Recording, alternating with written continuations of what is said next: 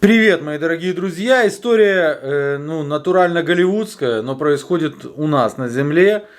И это не первый случай, когда родственник пленного забивает полностью на ожидание какой-либо реакции от структур, которые должны заниматься обменом пленных, должны хотя бы сообщать, где находятся. Это ей еще, знаете, как бы повезло, что она увидела. Некоторые вообще не знают, где их родные и близкие, им никто об этом не говорит. Мы по мере сил пытаемся находить украинских военнопленных, вы знаете, и скоро у меня будет видео, в которое я вставлю новые видосы со всеми, кого удалось найти. Это будет в следующем видео, я так думаю.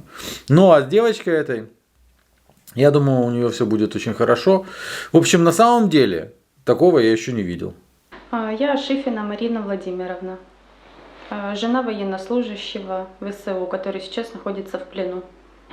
Шифин Павел Федорович, морпех, 501 батальон морской пехоты. 2 года назад, 20 декабря, подписал, потому что в нашей стране это единственный такой заработок, там где полный соцпакет и зарплата немного выше среднего, если честно.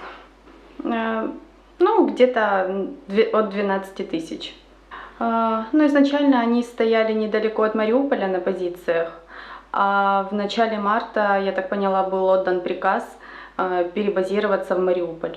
Увидела его на видео в одном из телеграм-каналов, там, где мой муж фигурировал в одном из видео, где их брали в плен.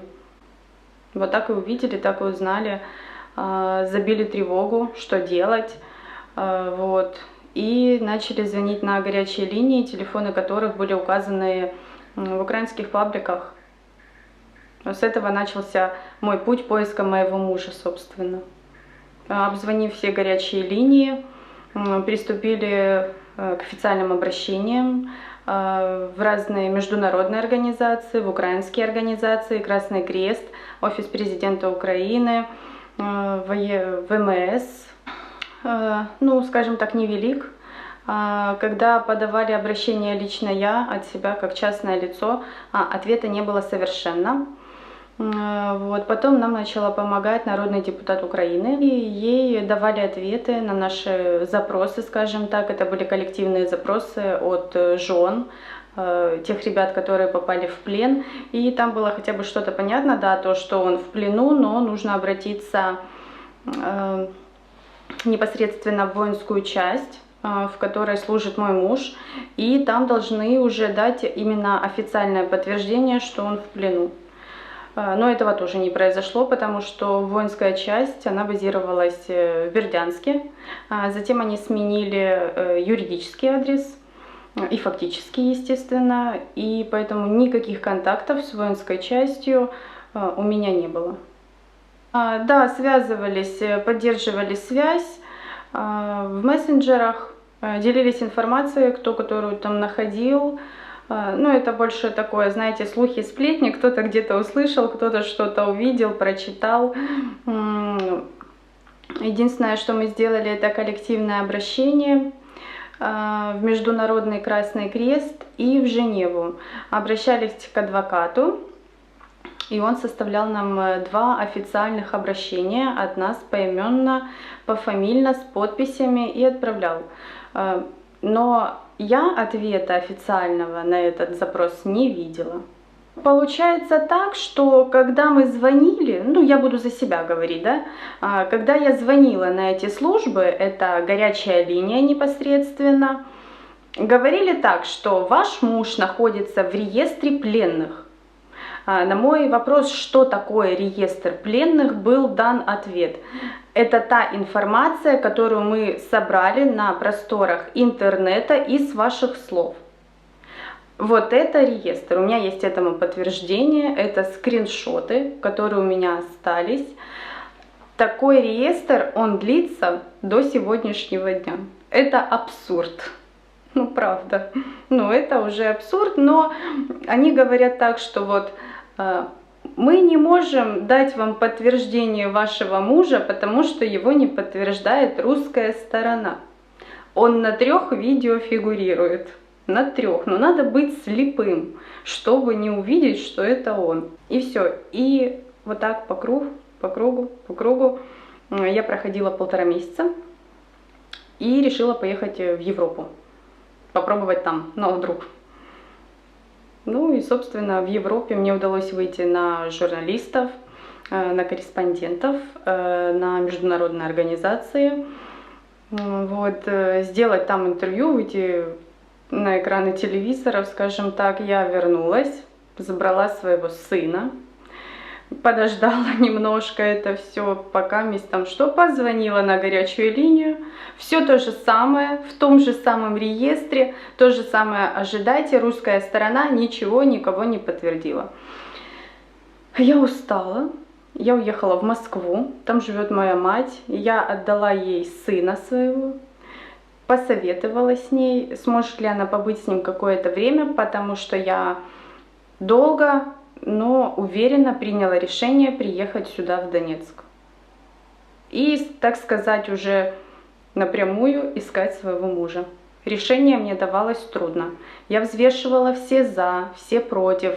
Что меня может здесь ожидать, с чем я могу столкнуться. Мне было страшно.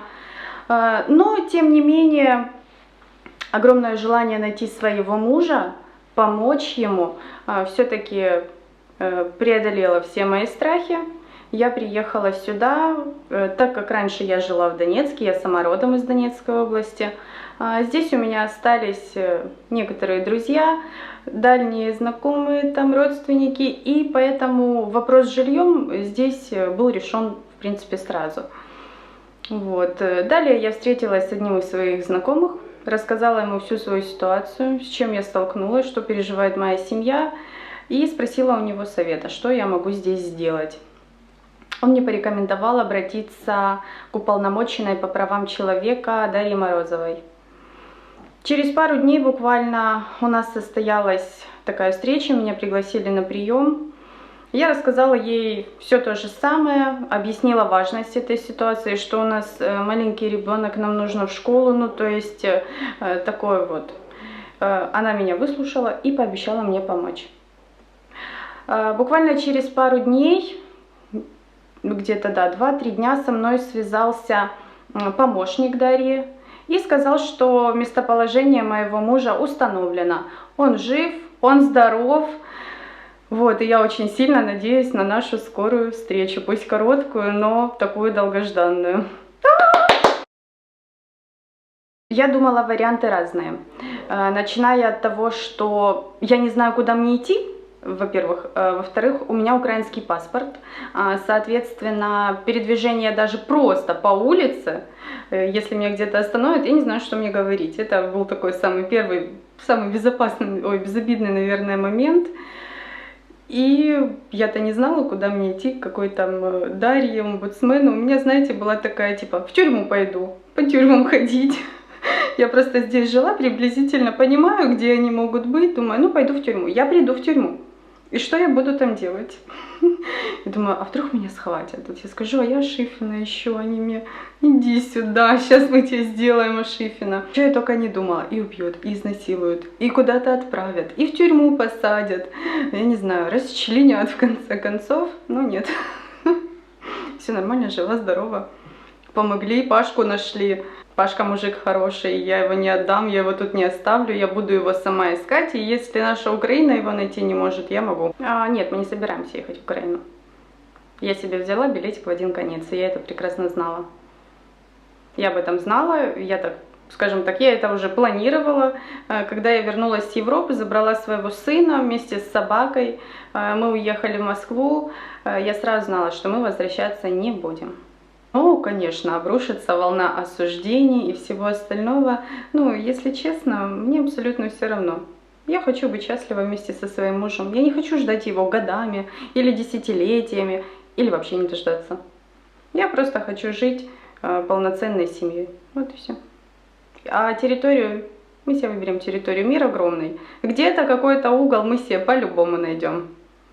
Да, думаю и думала, и во мне всегда борется это, но я так думаю, что мой муж человек умный, И если такое количество времени он находится в плену, он не знает ни что с его женой, ни с ребенком, ни с его бабушкой.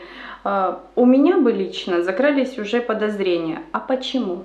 Ну вот почему это так? Бросили меня там или не бросили меня там? Ну и учитывая, как меня Шифин любит, он со мной поедет даже на Северный полюс. Эвакуация. Эвакуация. Мне вот это так еще нравится. Ну, типа, они эвакуация, а наши трусы. Наши трусы сдались, а тут, типа, как эвакуацию преподнесли, но по факту как бы ничем не отличается, но на самом деле. Так я самое важное не сказала. На наш 501 завели уголовное дело, расследование было, завели уголовное дело, и теперь ребята, которые будут возвращаться домой, ну, по обмену, впереди полиграфы, суды, допросы, а знал ты, что там в плен сдаешься, а не знал ты, что в плен сдаешься, ну, сами себе решили, что пацаны сами в плен сдались, ну, такое, короче. Ну, варианта два. Либо сел, либо обратно на передок пошел. Ну, два варианта. Все, два. Что мне делать там? Тут пацаны сидят, вот они ж не знают ничего. Я же за что и говорю, да, за мужа своего. Вот боюсь ли я, что он не захочет оставаться здесь? Нет, я не боюсь этого. Я не боюсь, потому что у него сейчас ситуация хуже. Он сидит, он вообще ничего не знает. Ну, вот, вообще. Вот. И даже если вернуться туда, через сколько-то тысячелетий, пока там примут решение, я дождусь своего, вы же понимаете, это постоянная лотерея. Там произошел обмен, ого, 8 человек, и ты думаешь, а там есть мой? Нету там его, ну хорошо, ну подождем следующий тогда. Там, еще один, там 20 человек, ой, опять нету. Ну, короче, это реальная лотерея. Уже 3,5 месяца, то были обмены у нас по пятницам, потом они перестали быть по пятницам, потом у нас уже там какие-то новые структуры этим занимаются. Ну да, ну они говорят, русская сторона их не отдает, поэтому мы их не можем забирать. Извините. Я вообще никто. Я не СБУ, я не ГУР, я не Ирина Верещук, я не президент Украины, я никто. Я девочка, мне 27 лет. Я нашла своего мужа. Без полномочий, без ничего, вообще. Ну, я нашла своего мужа, вы не могли найти мне мужа? Не, ну правильно я говорю? Никто мне там не говорил, фу, зачем ты сюда приехала, там у тебя муж там фашист. Нет, ну так смотрят и говорят, ого, ничего себе, ну это не каждая так сможет. И всех просто, вы так любите своего мужа? Зачем вы здесь, почему вы здесь? Ну, я думаю, все получится, правда. В общем, встретили меня хорошо, настрой у меня боевой, бодрый. И я думаю, все получится, и я здесь не зря. И с каждым днем все усугубляется. И сейчас, в данный момент, каждый пленный мужик в руках своей жены либо матери. Наша история в этой войне закончена. Со своей стороны я вам гарантирую, что мы приложим все свои усилия, все свои знакомства, все свои флюиды и так далее, для того, чтобы у девочки все получилось. Единственное, чего я очень сильно боюсь, на самом деле, может вам покажется странным, это чтобы пропагандисты с той стороны не переговнякали эту историю, не начали говорить девочке, ну что тогда, скажи там,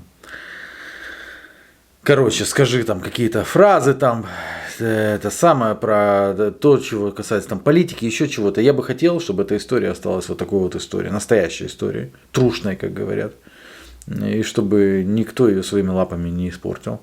А парня, я очень надеюсь, если на нем косяков нет, по их мнению, да, то может быть скоро что-то случится хорошее.